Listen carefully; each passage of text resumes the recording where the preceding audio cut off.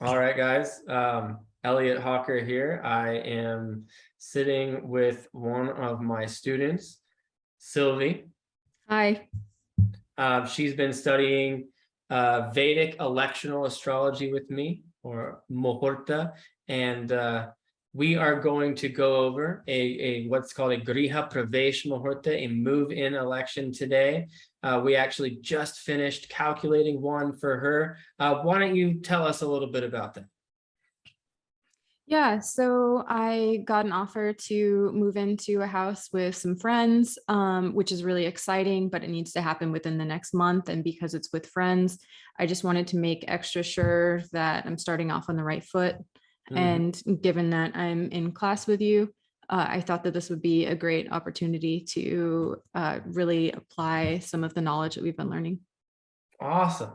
Yeah. So perfect. Beautiful. So we're just going to go over a few of the, key points that went into calculating this this move-in election for Sylvi here today, and maybe compare a little bit of the differences, between personalized Vedic techniques and a few other things. So here we are, how to calculate a move-in election in Vedic astrology.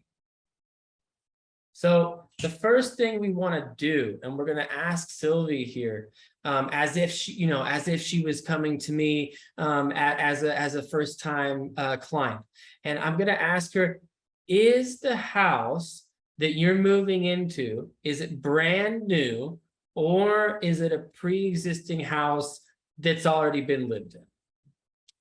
It's definitely a pre-existing house. Okay.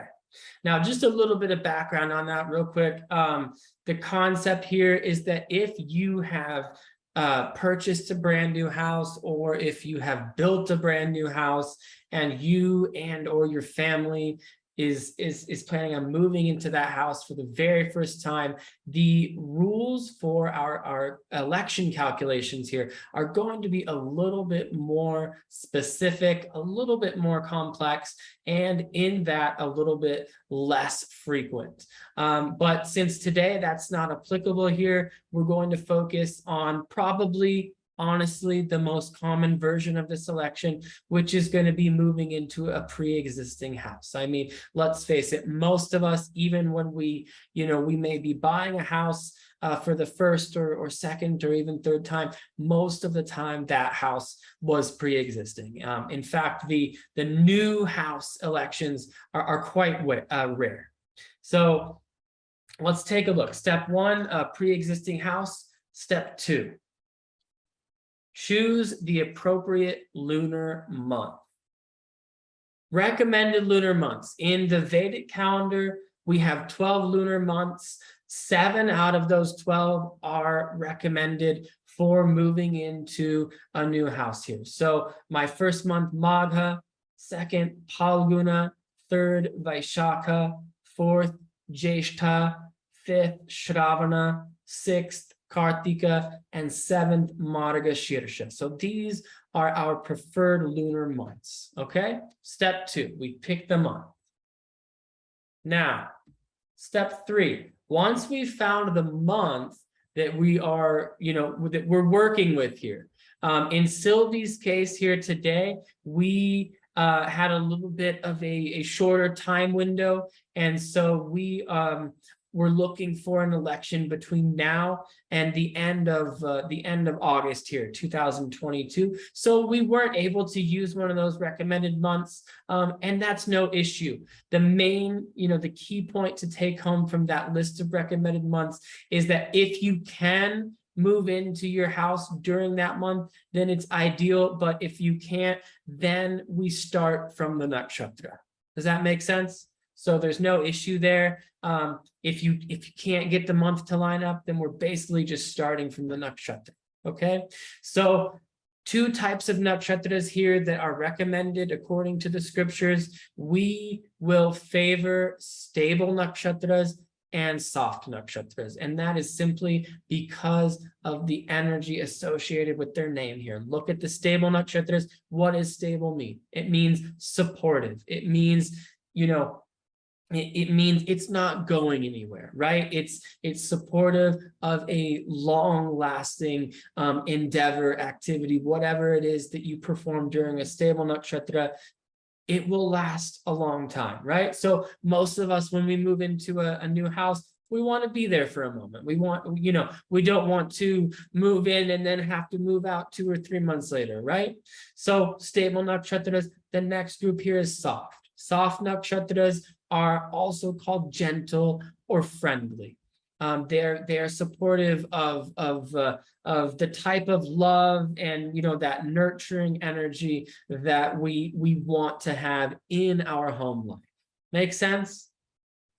So our stable nakṣatras are Rohini, Uttara Phalguni, Uttara Shadha, and Uttara Bhadrapada. Those are our 4 preferred stable nakṣatras.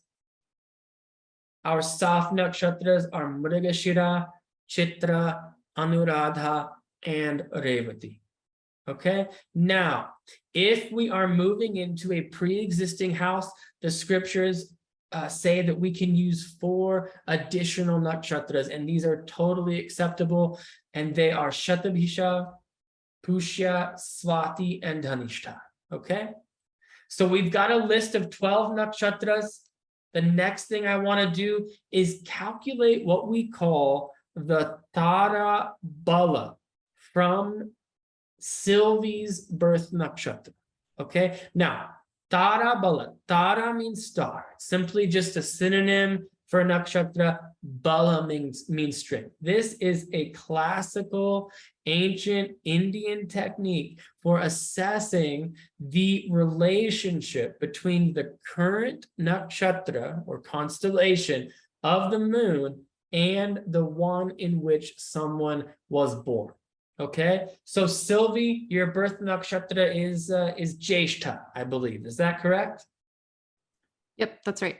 Excellent. So we're going to make the Navatara chakra, as we call it in Sanskrit, this chart here, beginning with Jyeshtha nakṣatra. Okay, so basically we're dividing the 27 nakṣatras into 3 groups. We're starting with Jyeshtha because that's her birth nakṣatra, and we're just going to count from there, right? So Jyeshtha, Mula, Purvashadha, and so on, all the way to Anuradha, which would be the 27th from her Jyeshtha. Now, in this chart, there's 3 really, really important things that I want to make note of. And that is this group here, the 3rd group, known as the Vipat group, the 5th group, Pratyari, and the 7th group called Vadha, also sometimes called Naidhana or Mrityu. Okay, now I've highlighted these 3 groups in red because they are the inauspicious groups. Okay, now remember, everyone's chart is going to be different. If you're born in Jyeshtha, then this is what your Navatara chart will look like. But for someone else, their chart's going to look different. So this is really the foundation of personalized elections in Vedic astrology.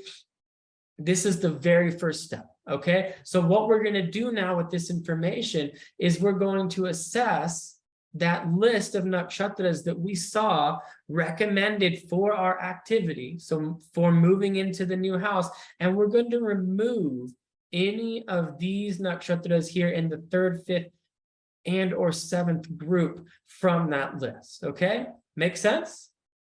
So from that list that was recommended previously, Rohini was there, Shatabhisha was there, and Swati was there. All 3 of these, even though they may be auspicious for someone else for moving into a new house, they are not good for Sylvi here because of her Navatara chart. Okay, so we're removing Rohini, we're removing Shatabhisha, and we're removing Swati. Revised list of nakṣatras. So from the original 12, I'm down to 9. I've got Mrigashira, Pushya, Uttara Phalguni, Chitra, Anuradha, Uttara Shadha, Dhanishta, Uttara Bhadrapada, and Revati. Okay, all beautiful nakṣatras.